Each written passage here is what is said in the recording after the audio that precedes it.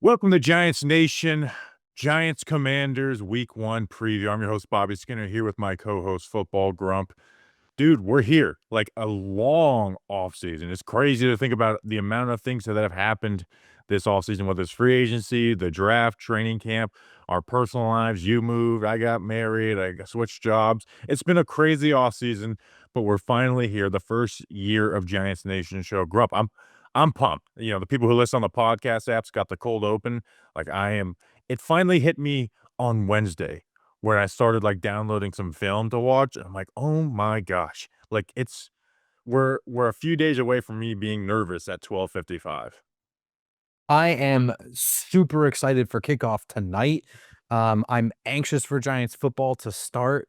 I'm ready to slump into my couch for the next few months every Sunday.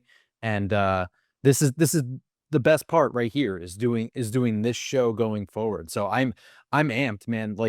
And like you said, it always sneaks up like week one because there's so much hoopla like all year long with the NFL that like when it's coming around the corner, like everything the NFL does gets like all the attention in the world. There's the draft, preseason, training camp, like all that stuff because they have hard knocks. Like it's always on. So like when it actually starts, like it feels like it sneaks up like every year. Yeah, it really does. And this has been this is a year of new, right? This is the first time going without Daniel Jones as our quarterback since 2019, and he was going to be our quarterback in a couple of weeks that year when they benched Eli for him in week 3. So let's get into this preview, though. We have our full preview of the game, and then Danny King is back as weatherman. So we're going to do segments there. So we'll get to that when we get to that. Um, but I want to talk about Russell Wilson. But first, this episode is brought to you by people who make this show possible. We got Mickey Egan. He's not Mickey Mouse. He's Mickey. Dylan Koch, who it is spelled like the people who like bought the Giants, the Koch family. And I'll be honest, I Googled Dylan Koch, didn't come up, but I'm pretty sure he's really rich. VT Jake, he's from Virginia Tech. Anthony F, and the ANS stands for freaking ready to go. Casey Whitner, he's not loser, he's a winner. Keith Waddle, he likes to waddle himself to a victory. Danielle with no last name. Frankie Mendez, not related to the other Mendez brothers. Jake Elam, not spelled like Matt Elam, just Elam. Michael Basili, he's a pizza person. John O'Connor, he's not, he's Irish. And then Metaloidage, Grump, who are these special people? These people are heroes who went to patreon.com/Giants Nation and signed up for one of the 2 tiers that are available. So they get free stickers from you, Bobby Skinner. They get backstage access to episodes like this one right now and get And to film enter into it reviews. and film reviews, and they get entered into a t-shirt raffle every month. Yep, and you're gonna be guest picker on this show if people respond to the messages. But let's get into this preview. And I do want to kick it off with Russell Wilson, who is quarterback one. And you know what? He had a pretty decent game against the Commanders. It wasn't as good as like the 3 touchdown, 1 interception box score. He went 14 to 28 with 195 yards, but like they did win that game and won it with the way Russ, it was about as vintage of not vintage. It's about as identical of like a like describe Russell Wilson game as you can get, where it was mostly vertical or bust. You know, if there's pressure, he went either vertical or check down, wasn't hitting things over the middle of the field, would roll out quite a bit. Um, but I think if his skill set and the Giants wide receivers, this can be a good game for them. You know, the Commanders played the 5th most man coverage in the NFL last year, and that was with terrible corners. And they did improve in that room. But like you're gonna see press man and you're gonna see off aggressive man fighting for, back inside leverage. And the one thing that Russell Wilson has been consistently really good at in training camp for the Giants has been getting the ball to Malik Neighbors. And this is not a team that I think is going to be game planning to stop Malik Neighbors specifically. So I think every route is going to be there for him, and there's going to be option routes and different types of stuff. Like Malik Neighbors is going to have a lot of big games this year. But if there's one where I'm like booking it, it's the Commanders. Yeah, this game plays right into Russell Wilson's strong point, and it's not just Russell Wilson. The Giants have the right receivers for this kind of coverage as well. So overly aggressive press man, off man coverage, guys who like to gamble. and can get burned. You have a great route runner and Malik Neighbors. You have speed with Darius Slayton. I think that, as limited as Wan'Dale Robinson may be in this offense this year with Russell Wilson as his quarterback, another guy with good, quick footwork and the ability to get open on option routes underneath, and even a little bit down the field in the intermediate range. I think that this is set up for what Russell Wilson does best. It's a good week 1 matchup for him and the Giants. There'll be times where there'll probably be talking points at some point, like, are we overfeeding Malik Neighbors? And that was a talking point last year. But I think there's going to be more quality to his touches in this game specifically because, you know, I don't think Marshawn Lattimore is going to follow him. Um, and even then, I like Malik Neighbors versus Marshawn Lattimore in that matchup. But they also have Trey Amos, the rookie corner out of Ole Miss, late second round pick, starting for them. And Amos, I wasn't super high on him, Grump, but he is a perfect fit for Dan Quinn's defense, where he's this long, physical press corner. But at the same time, his struggles, like, I would go at Trey Amos early and often, even if that's throwing the ball to Darius Slayton, because both Malik Neighbors and Slayton can win quickly with the release and can run every route and can win vertically. That I would be looking at Trey Amos and looking to find him behind. He could be a great player one day, but I'm targeting him early and often because he plays aggressive. The Commanders are going to let him play aggressive. Take advantage of that, right? Like, you can even and the Giants did this a little bit in their matchup with them last year, where it's like these outside vertical routes where if they're covering it well vertical, you turn it into a curl. A young rookie corner like that with Russell Wilson, the way that he plays, Malik Neighbors, Darius Slayton, that should be money for them, where they are running some basic, and again, it fits to Russell Wilson's skill set, and that's why I like this matchup for Russell Wilson more so than I will against the Chargers in week 4, is because that's what he likes to do. So you get Malik Neighbors or Darius Slayton versus these corners, and if they win off the release and win vertically, bang, moonball. If these guys cover well, stop. Trey Amos is overextending. He's working his first game. Then we've got, a 12-yard curl route, and you can span that a little bit in this game. And if you hit a couple of those vertical passes, that leads to points. And that's what the Giants need. Like, they need to create explosives on the outside with Malik Neighbors and Darius Slayton specifically. Oh, dude, 100%. And I'm like notorious for being way down on rookie corners. I think it's one of the hardest positions to adjust to the NFL. And it tends to be that even first round guys, they either have the adjustment period and like the better sophomore year, or they're just guys like Sauce Gardner that were just born to play in the NFL. And Or they play in schemes that make it that give them extra help. advantage. That's Yeah, not exactly. what that's not what Dan Quinn does, for better or worse. Yeah, agree. And Trey Amos is not a guy that I was super high on. And there's another thing that we're not talking about here with Russell Wilson. Two things. One, he's very good at identifying what he wants to do pre-snap. He will find those matchups and he'll exploit them, I think. And I would even say one other things that you can really hit Trey Amos with specifically, but just any aggressive corner is late half double moves. Like especially with Russell Wilson, the way he likes to check it down and like have, defenses will start creeping forward and playing with everything in front of them. You run a double move on him where you have somebody kind of just sit and then go, they'll be ripe for that Especially exploitation. Yeah. again when with the way the Commanders play, where it's like it's either press man, or what they'll do is they'll put their corners like 6 yards off and playing with outside leverage, where they're cheating outside. As soon as you break in, they're fighting to the ball where it looks like you have a slant, and they'll fight for that inside leverage and get past breakups, or if it's a perfect not a perfect pass, like he's in that back hip.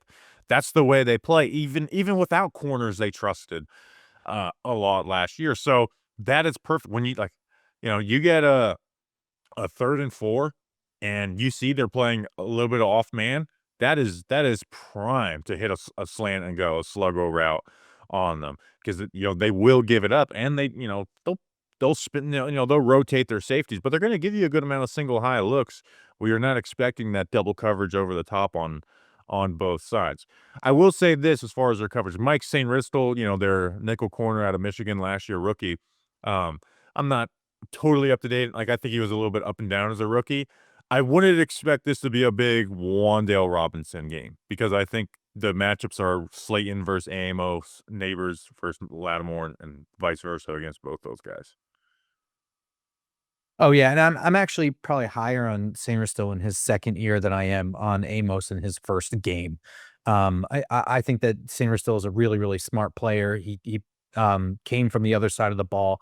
He had a really advanced understanding of route concepts and was able to instinctually kinda jump things. I think he has, like, an advantage over Amos in that regard of just being just understanding what's happening right in front of him, whereas I think Amos in his first big game especially, but in his whole first year might struggle a little bit, catching up to the NFL game. Where Wando, I think, might be able to, you know, it they can move Wandale around and they can put him in situations where he's not right up against somebody, so he could have advantages, but he's just somebody I mentioned because he is a good route runner underneath. So, it's just one of those things where even he can benefit even if he has like a, a down year this year versus previous years. Yeah, and again, the Commanders have, I think, an untalented defense. But let's talk about what goes from one of the Giants' biggest strengths to now it could be a weakness, and that is that Andrew Thomas might not play. At this point, I would predict that he doesn't play. On Wednesday was his first, quote unquote, full practice. He was limited in that, but it was his first full padded, team practice, and then was did not play or did not practice on Thursday. Again, they said it's planned, but when you're listening to this podcast, you likely have a better understanding. But let's talk about life without Andrew Thomas quickly. Um, what this does, because the Commanders don't have this great edge room and this great pass rush. They just don't. They lost Jonathan Allen. Deron Payne's still there. We'll see how Johnny Newton is in his second year. And then you have Von Miller, who is, if he's not washed, he's close to it. And then Dorrance Armstrong, who's like a solid player. What this does, though, is it takes a likely shutout that Andrew Thomas would have pitched against whoever he was matched up against, Von Miller or Dorrance Armstrong, into now both those guys can get wins against James Hudson and will get wins at some point. And what that does for the Giants negatively is, one, you're going to have to send some help there at times. Third and long, tight end or running backs can go to the blind side, where if you had Andrew Thomas in this matchup, you wouldn't be doing that at all, which either means help somewhere else or more guys out into the progression. But also with some of Russell Wilson's negatives is, like, if that first read's not there and the man and it's covered man well, Russ likes to scramble, or, not scramble to run, scramble to throw. And when your blind side's not as well protected, that can take what is, even on first down, of what could be a throwaway or a 4-yard pass to the tight end in the flat, that could turn that into a sack. And it could take, plays that aren't good and turn them into bad plays, and take good plays and turn them into, neutral plays, or, no yardage plays. So that's where the Giants don't have a lot of margin for error, especially against, we're going to talk about the Commanders' offense, which I think is deadly. But the reality is, this game, the Giants need to not win in a shootout, but they need their defense to just play good enough against a really good offense, and their offense to put up 25 to 30 points, which is a lot in Giants land, and that just makes it a lot harder. Losing Andrew Thomas does take points off the board, and with their margin of error so small, they could make the difference between winning and losing. Every season in the past is hinged on Andrew Thomas's health. So, I mean, I don't really have a whole lot to add there. You're right about the way Russell Wilson plays. I think that there are things that they can do. Like this could be so much worse if this were a tougher edge room to be competing with, but it's never good when your blind side is now, an issue. The Giants have a couple of tight ends that I think are experienced in blocking. Daniel Bellinger, for whatever Giants fans think of him, is at least good in offering some chip help. I think Devin Singletary is the same way. Theo Johnson, I think, can do that as well. But I mean, anytime that you have to now you're forced to put help to one side as opposed to just running your game plan. Um, you're now altering what you want to do to what you have to do or what you feel like you have to do. And that's a disadvantage, and it takes away from, an offense that I think, as far as a group of starters goes, is okay. And now, you're altering what you want to do. That there isn't a whole lot of depth here. It's a shame that James Hudson is sort of what has to be trotted out there in week one, we think. But I mean, it could be a lot worse. I mean, this In the past, this was Josh Zudu having to play left tackle, at times. So, um, I I think that Brian Dable has been conditioned with a tougher situation than what he's got right now with Hudson out there. So, it's not ideal, it certainly stinks, but it we've seen worse. Right. And here's the thing is the Commanders do like to blitz, and it's not these super exotic blitzes. A lot of times it's just a five-man rush. Frankie Louvu, their linebacker, they give him a lot of freedom. So, like, again, but like so with some of that aggression, take advantage of that. And you're getting man coverage, throw the ball to Malik Neighbors, use him in the quick game, test them vertically. And there's other like, Frankie Louvu, if like the running back stays in the block, sometimes they'll give Louvu. It's like, all right, if you see him staying in, go. Go blitz because he's a great pass rushing linebacker, one of the best in the NFL. Um, but at the same time, with that aggression, like the Giants can take advantage of that. We've seen the screen game, had their best screen game last year since 2019. We saw it do well in the preseason. You could take advantage of that aggression, right? Where you show Tyrone Tracy blocking or Cam Scatterbo blocking and face up and, pop Frankie Louvu, turn around, and you dump the ball down to him. And we know that, Russell Wilson likes to hit those checkdowns. So that's where some of those checkdowns can make some money um, for them. But overall, like this is an untalented passing defense. Like Commanders fans will boast what if I was a Commanders fan, I'd be like, well, we had the number 3 passing defense last year, and we have upgrades at both corner spots. But the reality is they had the second least passing attempts against them, and they had a bottom 3 rushing defense, and that's why I think their passing yardage was not high against them, because they're a bottom 3 rushing defense in total yards and efficiency. And for the Giants specifically, 2 of their 5 best rushing games last year came against the Commanders. Like, the Commanders, one, gave them the looks that they're comfortable with, and the ones that they're good running against. This is where I wanna see the Giants create some explosive out of the run game, right? Not this is where if this team is gonna have a good run game, they should have a great running performance against the Commanders, not just a solid 4.4 yards per carry, which I would take, for facing the Chargers or whoever else. But the Commanders, I wanna see some big runs. If our running backs are gonna be an advantage at any point, this is a week to do it because they give you the runs you're favorable against, what this offensive line is good at. I think Bobby Wagner is just slow at this point. I know he keeps on getting, like, these honors every year, but whenever I watch him, I'm like, "This is a guy who's slow and behind." Frankie Louvu takes chances which can be taken again aggressive taken advantage of, and I even think, they'll a lot of times they'll spin their linebackers out or spin their safety in. I think losing Jeremy Chin to the Raiders hurts them some. Like he was a good player for them, especially in the run defense category. So like this is a game where the Giants should be able to run the ball well. And if they're not able to run the ball well in this game, it's either two things that the Commanders are selling out, which means the passing game should be open, or this run game is going to be an issue. Yeah, I agree, and all you have to do is rewatch the week 2 game to see how well the Giants ran against them. Now, there is an added thing here in that Daniel Jones was a part of that running game. Even if he wasn't running, there's still the threat of him running and the zone read. Russell Wilson not really gonna replicate that. In the future, Jackson Dart probably will replicate some of that. So, it's not all bleak, but for week 1 of 2025, it's gonna have to be the running backs, I think. But the upside is I'm really happy with this running back room of Tyrone Tracy, who is now probably the lead dog of this running back room, whereas in week 2 last year, it was still Devin Singletary. I really like Cam Scatterbo. I like his ability at the second level. So if you can get him past Frankie Louvu, if you can get him, running over Mikey Sanders still, he will probably run him over. And I still like Devin Singletary. He still has some juice to him, probably not for a 17-game season, still has his warts as well, but he's not this terrible over the hill running back. Um, so I think that running the ball is gonna be probably the bigger X factor in this game other than the passing attack. Yeah, because I'm not sitting here saying Russ is going to complete 80% of his passes, but like they should be able to have success in the passing game. The rushing offense, like you said, is what could put it complete and allow them to win this game. Because we can let's if you don't have anything else on the Giants offense, we can move over to the defense. This is where some of the optimism goes away from my voice a little bit, even though the Giants are going to win this game. Because we don't need to break any news to you that Jayden Daniels is good. And as much as they didn't add a ton of talent on defense. In fact, lost some with Jonathan Allen. I think their offensive additions are huge, but, like, they lost Brian Robinson Jr., but even for the Giants, they ran for 150 rushing yards last year with Robinson Jr. injured. Laremy Tunsil's a top 5 left tackle in the NFL.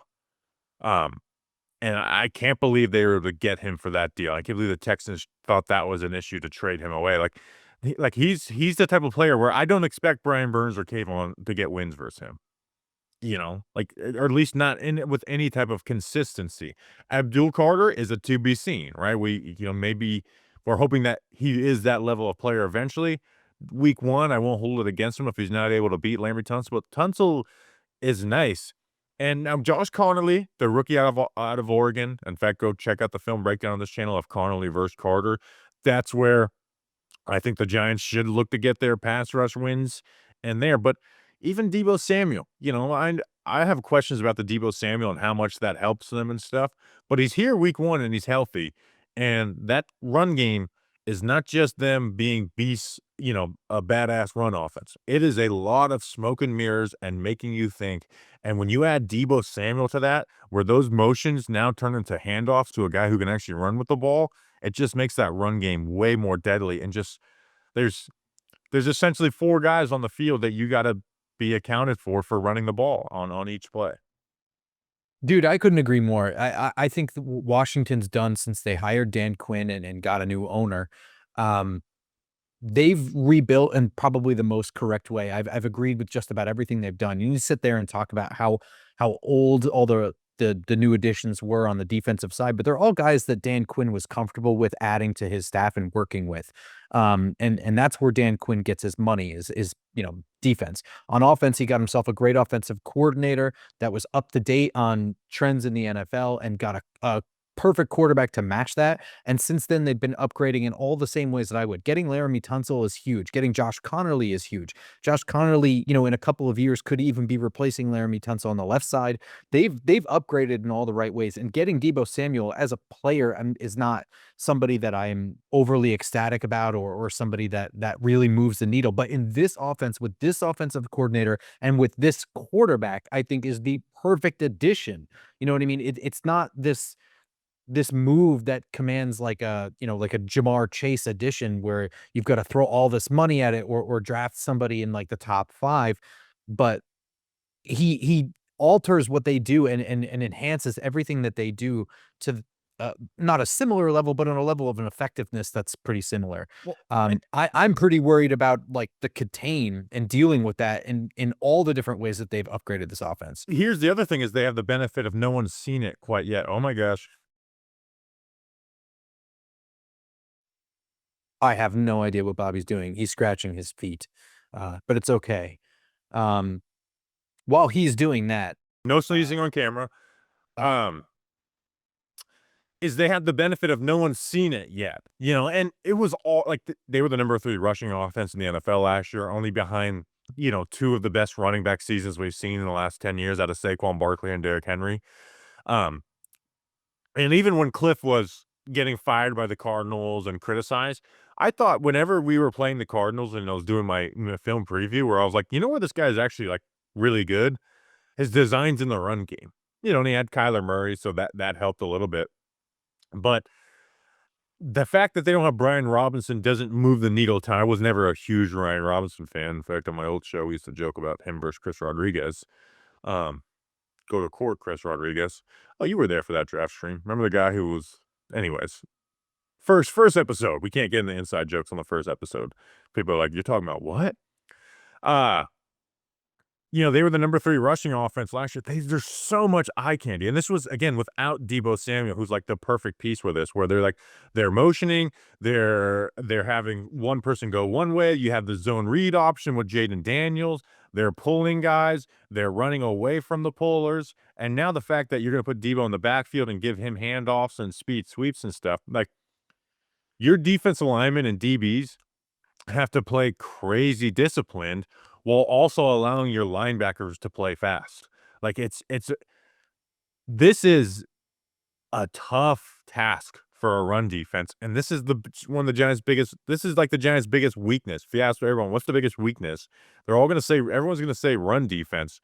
This is a very difficult task, and we haven't even got to talking about Jayden Daniels as a passer and a scrambler, yet. Like, this is just simply their design run game. Yeah, I mean, the run game is the thing that I'm pretty fearful of. Like I said, like Jayden Daniels, his ability to run in addition to, they felt comfortable moving on from Brian Robinson just because of Krosky Merritt or whatever, Bill, whatever he wants to go by. Austin Eckler is not really somebody that scares me, and I don't think that it's somebody that factored in to them getting rid of Brian Robinson. But if we can stop glazing Washington for 30 seconds, here's one thing where I do think that the Giants can take advantage, and that's in the passing game is Josh Connerly is a great addition, but I do think that he's somebody that can be had. Brian Burns has looked really, really strong this summer. Absolutely. I think Brian Burns is the perfect guy who could abuse him, and I think that you throw Abdul Carter in that mix too. I think that Abdul Carter could abuse him a little bit too. All So 3 of those guys should be expected to win that matchup. That's the reality. absolutely. Yeah, yeah, you throw Dexter Lawrence in the middle, as well as getting off on the front side into Jayden Daniels' face, and I think that you can either yeah, I mean, the key really is gonna be finishing the tackle because we saw it week 2, we saw it forever with Jayden Daniels, is you can get to Jayden Daniels, but if you don't bring him down, it's actually can be a catastrophe. So, I mean, if you can force Jayden Daniels you get to him enough on the front side, force him to run to his left, and I think the Giants can start getting some advantages there. You're muted. The thing with Jayden Daniels is that there's not like this perfect game plan of playing because he is a smart dude. Like he will take what's there if you give it what's there, and if you get aggressive, he's gonna go for the kill shot. Um, so like you can't sit on your heels with Jayden. Like you can't play that way because he's smart. And the other part of the component of that is the fact that they go for it on 4th down so much, and they converted 87% of 4th downs last year, which is unbelievably good, and they were already 6th best on 3rd down, and I understand that that number is kind of unattainable to do 2 years in a row, but it's not one of those things where I'm like, "Oh, they're gonna go from 1st and 4th down to they're gonna regress to 17th." The reason is Jayden Daniels, because if you play him aggressively, he's gonna get the ball out quick, or he's gonna run and make you miss. If you sit back, he's gonna take what's there, or he's just gonna sit, and then run and make plays. Like it's it's kind of hard. It's very hard. So that's where like I think you got to hunt for playmakers while also playing disciplined in your pass rush lanes. Like you can't just go all out because if Abdul Carter works outside in, well he's gonna run to the left and have it. Like if Abdul Carter should only have the freedom to work outside in when he knows he either has linebacker or DB help replacing him on the outside. So, but you got to go after him. Like I don't there's talk about sitting in, as a quarterback spy at the sticks. The Giants did that last year with Isaiah Simmons, and Simmons sucks. But like the one thing he was good for the Giants was that exact role. Like 3rd down, sit the sticks when they check it down, go stop them from getting a 4th down. Like one, they're gonna go for it on 4th down if you do it like that. And as much as I love Abdul Carter, Jayden Daniels is going to win that matchup one-on-one in the open field most of the time. I like Abdul Carter running downhill screaming with his ears pinned back rather than I like him chasing people. You know what I mean? Like, Yeah, I let don't him do what he does best, which is rushing the exactly. passer. Don't take the teeth out of the dog. Let him just be him. Especially now early in his career. They're already throwing a ton of things on his plate. I think just having him spy one of the most athletic quarterbacks in the league, while it's not like the worst strategy on earth, it's just not what I would do. I think it's just taking away what he does best. And this is something that drives me crazy in general is just allowing offenses to get into, 4th and shorts. Like you're not winning anymore in the NFL, getting in a 4th and 2 situation, even on the negative side of the field. And Washington is one of those teams that not only is going to go for it, but they're going to be very successful with it. So I think you have to bring the game to them. I think sitting back against this offense is a mistake, and I think that this is one of the offenses that you really have to bring the heat to and just do what you do on defense. Don't try and stop what they do, just do what you do. Yeah, hunt for sacks and turnovers. Like I know it's oh well, that's what you should do every week, but no, it's different. All right, where this is you're not going to just completely stop this offense. The way is to force mistakes and then hope you're able to score enough points on the offensive side of the football because they're really good on offense. The Commanders have been the team that everyone says is gonna regress, and I somewhat agree with that, like, them going back to the conference championship, but it's because the defense. Because that defense doesn't have the talent on it. The offense got better, and that was the strength of the team already, and it got better. Like, I don't think the Commanders are gonna be losing to all these bad teams. The question is how good are they gonna be against the good teams this year where they, won from behind and, had some lucky wins like the Hail Mary against the Bears. So, it's just you can't play stupid and reckless, but you do have to play aggressive because if you sit on your heels, that's gonna play in the Jayden Daniels game, and the Giants don't have the firepower with their quarterback to go blow for blow, with Jayden Daniels. Um, I hard agree. But I don't really know what else to add really except when you get to the outsides, we don't know who cornerback 2 is yet on this defense. Yeah, The we depth haven't even chart. talked about Terry McLaurin, which is crazy because Yeah. I kind of expect him to get his against a Debo, Flott, Banks, whoever. It's just not letting him take over the game or having a end of half 3rd and long touchdown like he did against Deontay Banks last year. My question is, do you expect Adebo to travel with Terry McLaurin? And Absolutely. would you do that? No, they haven't shown that they're gonna do that. What I'll be again, what one of my big things that I'm looking for is how are we using the safeties? Because now we have 2 guys who they should trust mentally in Holland and Tyler Nubin. Put more on those guys' plates. Like, that's something you can't figure out in preseason or even really the training camp because 'cause we're there for the first 2.5 weeks and then installing, and it's hard to keep your eyes on the safeties. That's gonna be that's my big question mark for Shane Bowen is, like, how are we using the safeties? Are we doubling Terry McLaurin over the top? Are we giving him help underneath? Like, that's a question of I don't know. What will be interesting to see is not if Paulson Adebo follows, but if they just stick him and the other corner on one side the entire game, which is what they did in preseason and is what Adebo's done in his career. Yeah, I'm not really sure that he's gonna travel, and that's exactly what I would do. I would clamp Terry McLaurin. I think that's really the way to do it. When you look at this wide receiver room, I don't think that it's currently very scary outside of Terry McLaurin. I don't really care that much about Noah Brown. I do like Jalen Lane. I think that that's a really good fit for this offense too, but it's week 1. He's a little bit slumped on the depth chart right now. Um, you know, I regardless of how I feel or whatever, cornerback 2 is going to be an issue all year, and the Giants are still being cagey, about who is going to do what, and, I'm not really sure that who trots out there for first down on the Commanders' first, possession of the game necessarily means anything other than what they feel like is for that matchup.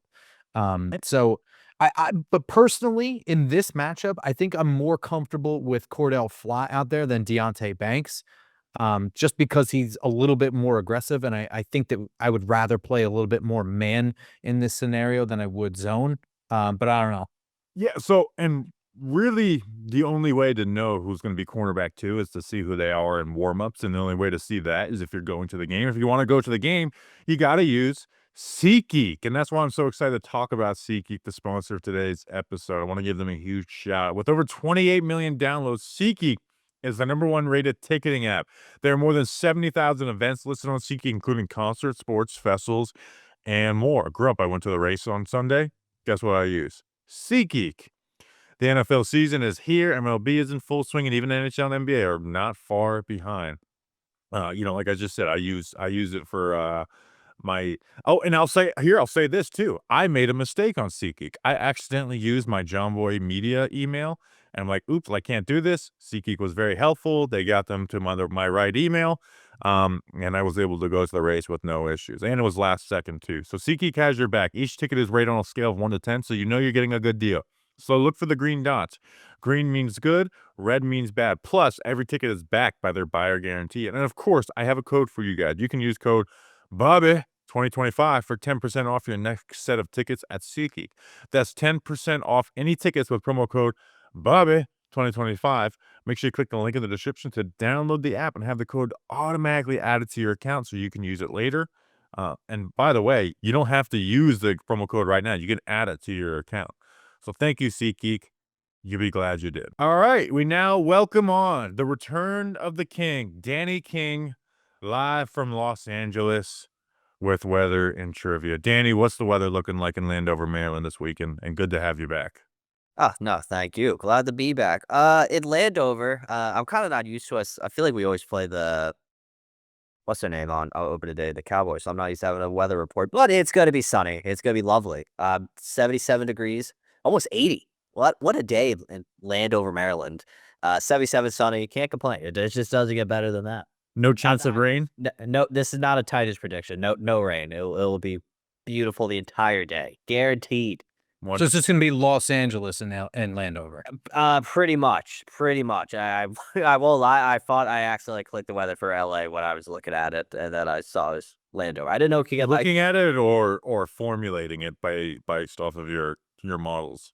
well, I have to look at it based off my models. Yeah, looking at Like, your models, yeah. Like I get a report that comes through. So I won't say anything until week 2, but week 1 weather reports are partly my fun. It's I'll explain it in week 2. But so, glad to have you back, Danny. You're gonna give us some trivia here in a second. Um, but dude, glad to have you back. You know, we started Giants Nation in 2019. You had to go and do LA stuff. We brought on Jolly Olive last year, and it was sad. But now you're back, and you're the weatherman for life. So you have to be committed to this forever now. and forever. Here's a new thing too. Now I get to make all the decisions.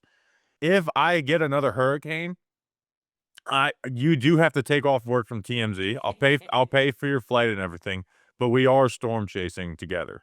Is Julian gonna be there? If he wants, yeah, we gotta. If you want, Now Julian's kind of weird about. Julian's like supposed to be he like cares about safety. yeah. Where I was like, that's kind of weird. Also, Julian just keeps on getting the craziest gigs ever. He just did like a photo shoot for the Speed guy, like the #1 Yeah. streamer in the world. I was like, what? Okay, Worth it to be a freelancer. I know, but what do we got for trivia for week 1? See, I don't know if this is maybe I'm a little rusty to start, but I thought I'd have fun with it because obviously it's Russell Wilson's first game as a Giant going against the Commanders. So I was like, let me throw it back to not Daniel Jones because I don't care about him anymore. I went back to Eli Manning's first game against Washington, and so that was what was it? It was 34-7. I apologize. Great game. No, 31-7. It was a great game. Can you name the lone Giant that had a touchdown on December 5th, 2004? Tiki Barber. I'm Grump. gonna say Amani Toomer. Both incorrect because there was no passing touchdown nor rushing touchdown that game. It was a return by where is it? Who had their? Oh, it was Derek Ward. Derek Ward had the lone touchdown on that game. He had a return. And Eli's a first game touchdown. against Washington? That's what I'm looking at on my ESPN thing. Unless I got told a lie by I'm not gonna say AI, but I might say AI. Oh, dude, you can't use the AI overview for this crap. That's crap. No, Sneaky bitch. I used it to get the game. I then looked up the game, so it's different. It's different. Let's see. Yeah, it was Derek Ward. You're right. All right.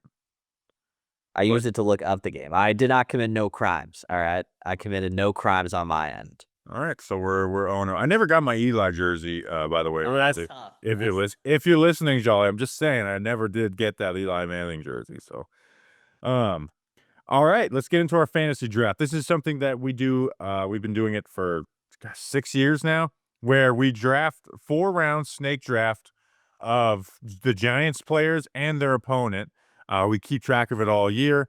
One, it's fun, but number 2, it's a good way to kind of talk about expectations and matchups for the game. So I am a 3-time defending champ of fantasy after Danny won in 2021 in a wild battle that will never, ever replicate.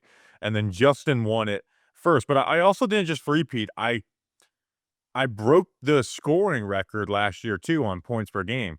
Here's the issues. I think Grump's going to be a little more prepared where so now I have something to work for. Where just having a regular 4-peat, I would have been bored with it, like great champions and dynasties do. I mean, I retired and went and played baseball for a year. But my motivation is I have to shut Grump out. And I could already be a 4-time champion if Grump made better picks when I had COVID and he filled in for me in 2021. Yeah, I was gonna say, like, I'm pretty sure you should hate me more than anybody in fantasy. I made terrible picks for you that one time. My thing with fantasy is that I tend to overthink things, and then I like come up with this wild game plan in my head that just doesn't happen, and I pick guys that do nothing. At the same time, as a lover of content, 2021, the QB sneak game, where no one gave a shit about that game, and me and Danny are just on this edge of our seats in the fourth quarters. We swap leads for the championship 4 times in the fourth with, Antonio Gibson plays, Jake Fromm's only touchdown of his career to Darius Slayton, put it ahead. But I'm picking first this week. I'll rotate, and it's a snake draft. And it's simple for me. I'm going Malik Neighbors. I think there's a lot of unknowns of how the Commanders are going to use their running back room. It's new quarterback with the Giants' weapon, so I'm thinking of the one thing I know is going to have a big game, and I'm going Malik Neighbors. Simple pick number 1 for me. Danny, what do you got for pick number 2? What are you doing, Danny? I'm not gonna lie, fire alarm started going off, so I enclosed myself in my bathroom. This is amazing. If I die, I die. It will be caught on camera, so we'll see. We'll see what I happens. wish said that. If no one don't want anyone to die, but if it's on camera, If it was on the show. You went Malik Neighbors, Bobby, I'm assuming? yes, Yeah, just give me Terry McLaurin. yeah, that's the rightful number 2 pick. He was number 2 on my big board. I don't think there's much logic needed there for that one.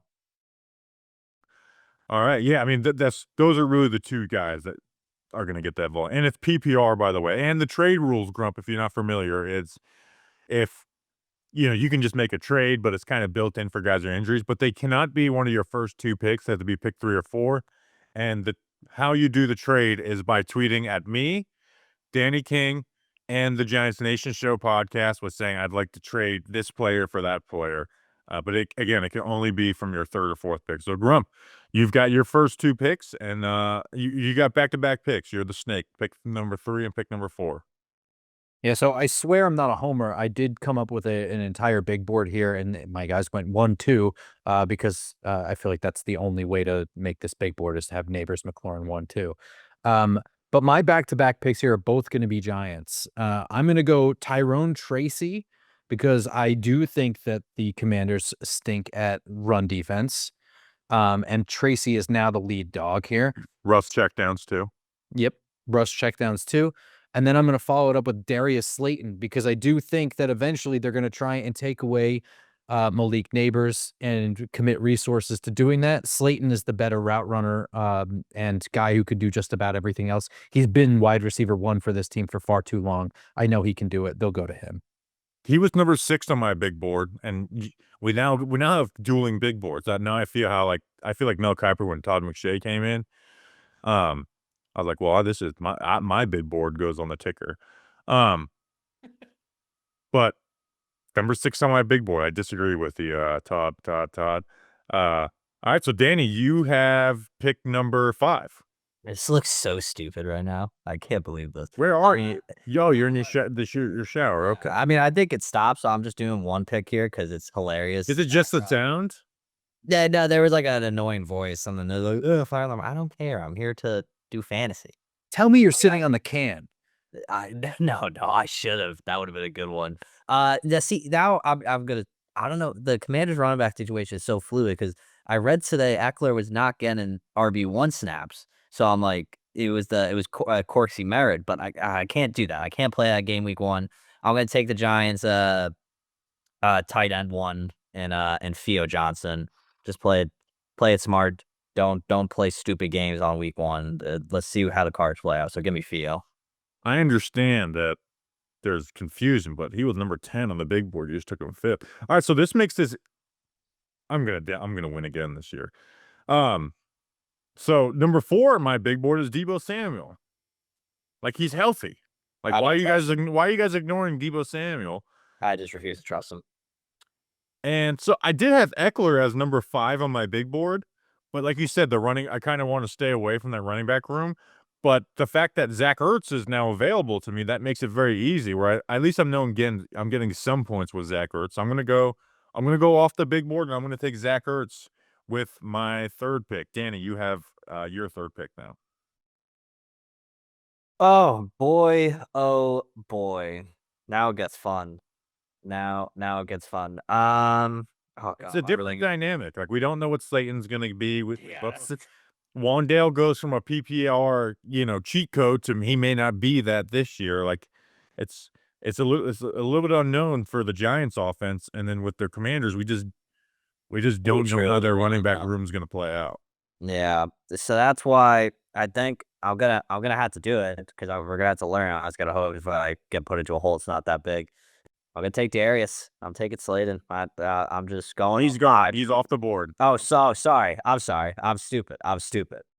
Let's go Wandale then. We're gonna see what Wandale's role is. I don't know why I fought Slayton. Probably I blame the fire alarm.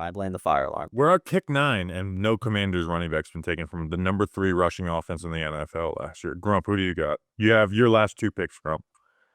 So I am going to take Bill Corky Merritt, whatever his name is. Gosh.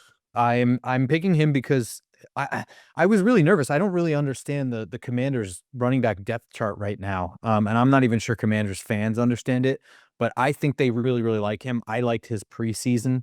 So I think that they're going to use him. I am struggling with the next one though. This is tough because now we're freaking me out right now. All right, go ahead. I'm not going to say anything. It's week 1. Yeah, it's we don't know anything. I don't think There is one thing we do know though. So just make your next. I don't want to say too much. So Grump, make your last pick.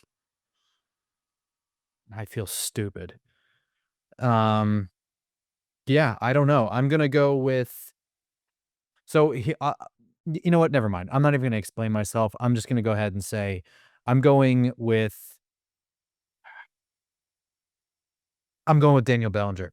I don't know what Russell Wilson's gonna do. Let's go. Let's have fun with it. It's week 1. Live on the edge. I remember Justin versus the Titans had like 8 points in that game. I think Grump has potential. The Tracy thing. All right, Danny, what's your last pick? Yeah. While you're real now, imagine if I go Scattaboo. I gotta take one of them. They're sitting right there still. One of them has to do something this week. The question is, do I go Eckler or do I do the Korski Merritt route? And oh my God, Grump just took Korski Merritt. Oh, sorry. Yeah, I'll take Eckler. Then I'll take. I was going through the entire list of who I wanted to take. It's week 1, all right. I'm off my game still. Austin Eckler lasting this long is unbelievable to me. Like, I understand we don't have a clear, but the one thing we do know is they're going to use that guy. All right, so I'm going to go. Damn, I'm going all Commanders. This sucks. I'm going to go. I'm going to go no. Your first preview pod is all Commanders. That's crazy. Well, I have Malik Neighbors, but because you guys just kept on ignoring it, I'm going to go Noah Brown. I mean, he's a starting receiver for them. He had some decent moments versus the Giants last year. So to recap, myself as 3-time defending champion has Malik Neighbors, Deebo Samuel, Zach Ertz, and Noah Brown. Danny King, the 2021 champ, has Terry McLaurin, Theo Johnson, Wan'Dale Robinson, and Austin Eckler. And Grump, first-time participant, has Tyron Tracy, Darius Slayton, Korski Merritt, and Daniel Bellinger. All right. It is time to talk to you about the season, because the season is here, and the season, as ZN, has the best NFL pools on the planet. It runs fast, easy to play, and affordable sports pools for busy people. No spreads, no drafts, no salary caps. These pools are so simple that Danny King could play and remember all the players that have been taken. And I think Danny King does as well, too. And this is your last chance before the season starts. There's $200,000 in prizes across their NFL pools with 8,000 plus members competing. Legal in all 50 states, you get pools and content that run all season long from week 1 to the Super Bowl. Their big Survivor pool has a $50,000 grand prize. Shout out the season, right? They reached out to us. This wasn't just, oh, let's talk to the people. They reached out. They said, we're fans of Giants Nation. We want to get on board, and they jumped on without a doubt. So use our referral. Using our Giants Nation referral link gets you 58% off the 12 pool bundle. Just $50 for 6 months of entertainment. An exclusive $500 prize to whichever Giants Nation fan lasts the longest in the big Survivor pool. If we get 100 people in, so you got to use the link. And you get free pools for life by referring friends with your link. And our link is The Season, www.thesecn.com/GN. We're also giving away free entries on each podcast running up to the kickoff in the YouTube comments. Create your account using our link, then reply to the pinned YouTube comment below with your season username, and we'll randomly select a winner for each episode. So thank you, The Season, for supporting coming up to the season. A lot of saying that in there. Make sure to season your food. Remember, use our link to be eligible. That's www.theseason.com/GN. You'll be glad you did. All right, it is time for Giant Factor, where we do our X factors for the game, but we call it Giant Factor because they play for the New York Giants, and that's what we like. So I'm up first this week. And week one's always like an important one. Sometimes it's a guy who it's like, this is your time to finally prove it. But this is a guy that wasn't talked about at all really in preseason. If it was negatively, but it wasn't a huge deal. But this is the guy the Giants paid the most money this offseason. Like, they added Javon Holland, they added other guys. They paid this guy more money than him, and that is cornerback Paulson Adebo. And we watched Terry McLaurin score 3 touchdowns on the Giants last year against Deontay Banks, their corner one. Well, now Paulson Adebo is that. So you need to take advantage of those matchups, right? You're the guy who gets pass breakups and interceptions. All right, well, we paid you. You have to do that for us now, right? You can't just not have that happen. You got paid. Now it's time to make those plays for the New York Giants. We're not expecting perfection, but we're asking for you to be a playmaker. That's what this defense needs, is more playmakers, and you're getting paid $18 million to do just that. It is so important for this Giants team to start off quick, to start off fast before this season could get out of hand if it doesn't, and a big part of that is Paulson Adebo. So Paulson Adebo, go out and be a Giant Factor. Danny, who was your week 2 Giant Factor? It's week 1. That was look I'm not gonna lie, Paulson Adebo was my first choice. I was thinking the same thing. I was thinking all offseason, like, what's Paulson Adebo gonna look like? But I'm gonna go with someone that's been here for a while. It's a big year for him. Probably not gonna have a 5th-year option picked up, but I hope I'm speaking correctly that that's not a possibility. Nope, you already got an Eagles player down. Horrible way to start the season. Kayvon Thibodeau. Look, you got Abdul Carter, you got Brian Burns, you got guys that are gonna be rushing quarterback all year long. What are you gonna be? Find your role on this team. You're gonna have a role. Go out there and prove it. Because I like Kayvon Thibodeau. I got his jersey. I want to be wearing that jersey for a long ass time. So Kayvon Thibodeau, go out there week 1, make a name for yourself right out the bat. Let's have a season, Kayvon, because we invested highly in you, and you need to work out for this franchise. So Kayvon, you are the Giant Factor. Grump, who is your week 1 Giant Factor? All right, guys, you ready? Right here. I'm going dark side. Abdul Carter shirt, right? And a safe purchase. It's exactly, and now a safe purchase. The Giants went out and they got what many would argue is the best player in the draft. Is this the biggest matchup for Abdul Carter this year? Probably not. But like we already previewed, that right side of the line can be had. Go out there and be a difference maker. They'd upgraded this pass rush last year by bringing in Brian Burns and like trading for him, giving him a big contract extension. They needed more juice. This guy needs to come in there and just be himself, create chaos, throw the offense off of their game plan, take their wide receivers out of the game by forcing quarterbacks to make quick decisions and panic. And all he has to do that is just be himself. He doesn't really have to do anything crazy. And I'm really hoping that they just let him off the leash and just let him go, because, maybe he'll overrun some things. Maybe he'll hit a quarterback a little bit late, but you know what? He's going to instill fear into offenses, quarterbacks, coordinators, and it needs to start right away. I'm looking for Abdul Carter to be a Giants factor this year. My Giant Factor. All right, that is our week 1 Giants factors. It's now time for spread picks. And usually I'd be like, this is how last year went, but last year's champion is dead. No, he's alive, but he's no longer with us, specifically Jolly Olive. I did see some Jolly Olive slander, and I'm on my Eli jersey, but I'm a big Jolly Olive fan. I know Danny King is too, because the Mets. Grump, he told us he kind of hates him, but that's his personal prerogative. So I'll just say this: Jolly won the championship last year.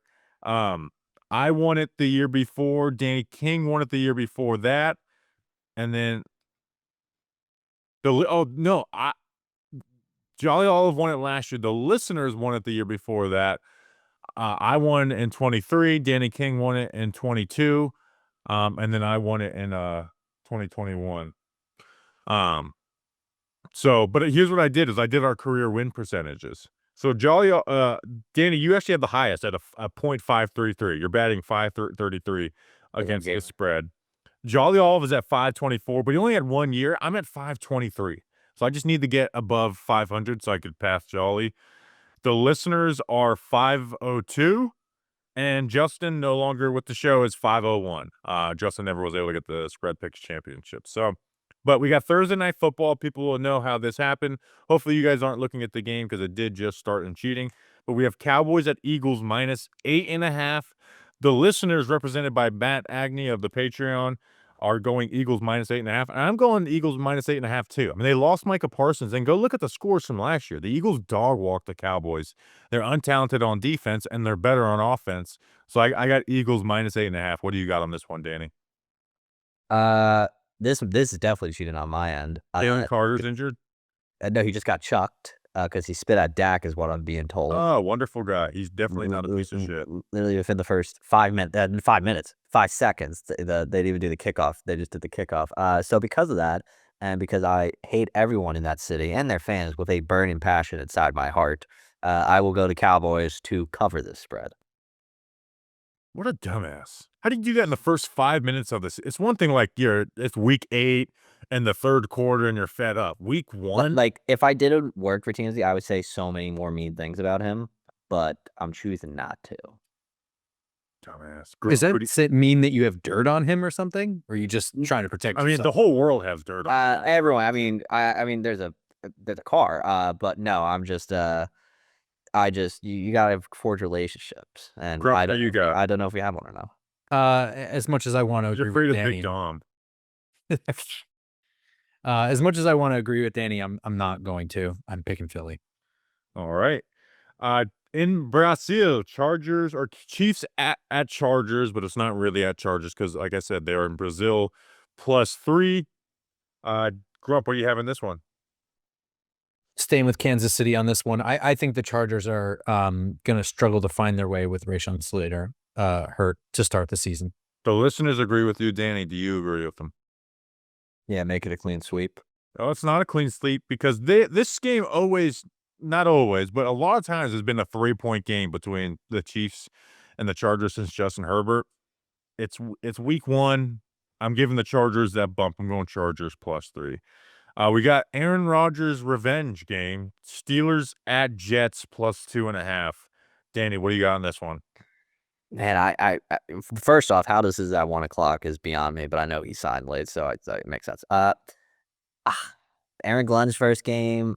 I gotta ride the Jets on this one. Pause, crazy statement. But yeah, I'm gonna go the Jets. What was it? Plus That's two minus and a half. 2.5. Jets Oh, they're plus oh, sorry, yes. I think the Steelers are gonna kick their ass. One, Aaron Rodgers is a much better quarterback than Justin Fields, and I think I think the Steelers are gonna smack them around a little bit. Like this, I think this Jets offense is terrible. Like it could be a bottom 5 offense in the NFL. So I'm going Steelers -2.5. The listeners agree. Grump, who do you got? I'm going Steelers too. Here's the thing.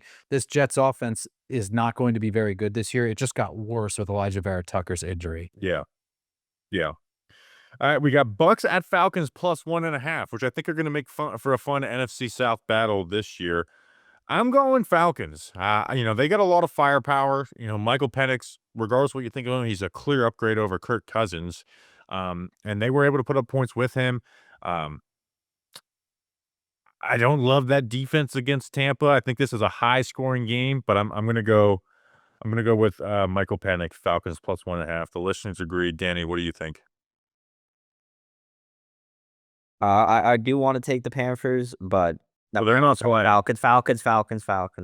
All right, but I'm going the Bucks here. I'm not going to do my long spiel because I said the Panthers. It's week 1. All right, I don't got a mic yet. We're working. We're working here. Me and Danny are opposing on every pick. I love that. Grump, who do you got? I'm sticking with the Bucks on this one. This is one of the hardest ones I think for me to pick because I didn't want to pick either team.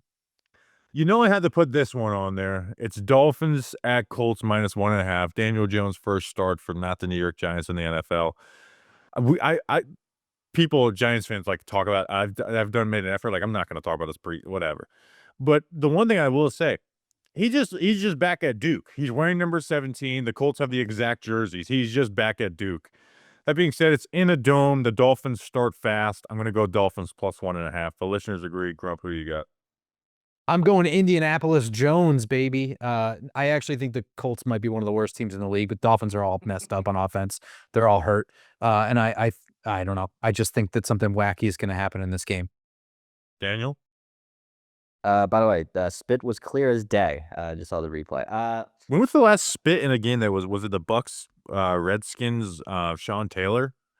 I think it's more recent than that. No, there had to be one. I'm sure there has, but like clear as day, like guys getting kicked out. Oh, that I don't remember. But look, I'm glad Daniel Jones is not my quarterback, but I still want him to hopefully find success in the NFL. So I don't think he'll be with the Colts this year because, like Grump said, they suck or should suck realistically.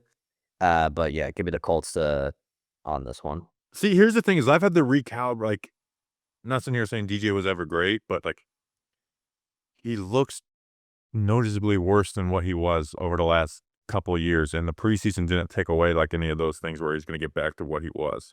Because if I mean, you put what he was with this Colts team, you're like they could win 8 or 9 games, but I just think it was Zaire Franklin's reaction to him being named captain. The pure shock on his face when that got decided. the starting quarterback, No, I know, but like it's still crazy. Lions at Pack. I love like Colts fans being like, "Why are we giving up on Anthony Richardson?" It's like they're telling you they hate him. Lions at Packers -2.5. What do you got on this one, Danny? This is a fun one. Packers got Micah. Is there prop right now? Who do you think's the favorite to win this division? First off, did getting Micah change that for you guys at all? Like making the Packers a favorite? It didn't change it for me. I No. think it's pretty even. Okay. With that said, I'll go on the lines though. I know they lost both their coordinators. I just think they could still beat the Packers outright, even though obviously. I think the Lions are motivated because one, they lost the way they did last year, and everyone's telling them that they're going to regress. They lost all their coordinators. Now, I do think losing Ben Johnson hurts. I don't think losing Aaron Glenn hurts at all. I think Johnson's bigger than I sound like that. I sound like that's a hot take. It's not hot. You lose Frank Ragnow and Kevin Zeitler, no doubt, but like I think the Lions are out to prove something, and they beat the Packers twice last year, so I'm taking the Lions and the points. The listeners are going Packers. Grump, what do you got? I'm going Packers. Getting Micah Parsons is certainly a huge bonus, but I do think the Lions are going to regress, and I think that Ben Johnson's a miracle worker for getting what he's gotten out of Jared Goff. I've always hated Jared Goff, and I think that they're going to get worse this year. All right, Texans at Rams -3. I'm going Rams. I'm just all out on the Texans. Like I think they got worse. So now, granted, that defense can get after, but I'm going Rams -3. The listeners agree. Grump, do you agree? I agree. I think that the Texans had early success with DeMeco Ryans, and everything they've done since then has been stupid. Daniel? Yeah, as much as I'm concerned about Stafford and his health, even though the internet has been telling me he's dead, I'm going Stafford and the Rams. And then final game on the slate, we got Ravens at Bills +1.5. The listeners are going Bills. Danny, are you circling them wagons? First week of the season, I feel like I gotta circle the wagons. Yeah, I gotta go the Bills. As much as I want to go with the upset here with the Ravens, I just Ravens are actually favored. Well, in my mind, All right, that's a racing. That's a racing. Now that I think about it, They're kind of a toss-up. yes, yeah, but in my mind, I think the Ravens would technically upset. But either way, besides the point, Bills. Grump, who you got? I agree with Danny. I think it's weird that the Bills are favored in this game, but I am going the Bills. Well, this is going to be one of those games where we go back and look at why Bobby won the championship because I'm going Ravens -1.5. I think they're more talented, and I think the Ravens are going to start out hot. So, all right, we'll see who takes week 1. It is now time for score predictions for the Giants-Commanders game, but because it is week 1, you must first give your record prediction. Danny, what is your record prediction and then your score prediction for week 1? Oh God! Now I gotta look at I gotta try and remember now what the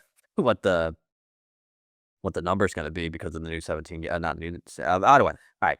The Giants. I think they're gonna be a good team this year, but as their schedule is just so against them. I'm gonna go I feel like 6-10 used to be the Giants' giant way. I'm gonna go 7-10 this year. That's correct. Am I correct in saying 7-10? That's Yep, correct. dude, Prediction, 7 okay? plus 7 10 and 10. equals 7. Okay. Let's hang on now. I missed my 6-10 days. All right, but I got stolen of that. But 7-10. The schedule's just gonna catch up to them eventually. And your score prediction. Oh, but I think they win week 1. Yeah, I mean, vibes are immaculate right now. I still think we should be able to own the Commanders, and I think the Commanders are a little too high right now. I feel like now's the time you want to try and take them down a little bit. I'm gonna go crazy because I think they could score 30 points for some reason, just because I'm just that hyped up, and I think it's also possible now that the Giants can actually score 30 points. Shout out Mike Kafka. Giants 31, Commanders 17. Grump, what is your record prediction for the 2025 Giants and your score prediction for week 1? Andrew Thomas injury notwithstanding, I still feel like the Giants are an improved team in all the right places, and I think that we can finally see Brian Dable and Mike Kafka flex their muscles on offense in some ways that they couldn't before. I have them going 8-9. I actually do think, and part of that has to do with Dallas getting worse. Losing Micah Parsons, I think, does factor into that a little bit. But 8-9, 7-10, not that far off. Still equals 17 games, Danny. I know you're a journalist, not a mathematician or a wizard. He's a weatherman. Sorry, you're a weatherman. For this game, the score, I agree with Danny. I think that Washington has a franchise quarterback. I think they're moving in the right direction. That fan base got a little lippy pretty quickly, and I think the Giants knocked them down a peg or two. Remember that they really didn't win a ton of games by a lot of points last year, Washington. I think the Giants go down there. I don't think they score 30 points, but I think they score 27-23 over the Commanders. Closer game. So it seems like every year with the score prediction, or not record prediction, I always like kind of have what's in my head, and then I always add one game because I want to win. So this year I'm just sticking with it. I am gonna go a simple 6-11. I'm not gonna sit here and talk about, oh, they're better. Like I'm not gonna tell you how I'm gonna feel about those 6 wins until we accomplish whatever they accomplish or don't accomplish this year. So I'm not gonna say, oh, it's gonna be a lot better. Like I'm not sitting here gonna say I want to be happy with 6 wins at the end. We're gonna say 6-11. That being said, I have maintained since the schedule came out that the Giants will be victorious week 1. And don't forget where Russell Wilson's playoff career started. It was a win against Washington. There's no way the Giants lose this game. They will win. They will go into Landover, and the team that starts off 0-2 every year is going to start off 1-0. And the Giants' good seasons have started with wins, and they're not even going to just win. They're going to win big. I got Giants 77, Commanders 0. It is good. It is good to be back. Welcome to the Giants Nation show. Welcome to the Giants Nation era. Appreciate all you guys. I always take this moment to say we love and miss you, Anthony Tomeno. Let's have a great year, and let's win some games, and let's go Big Blue.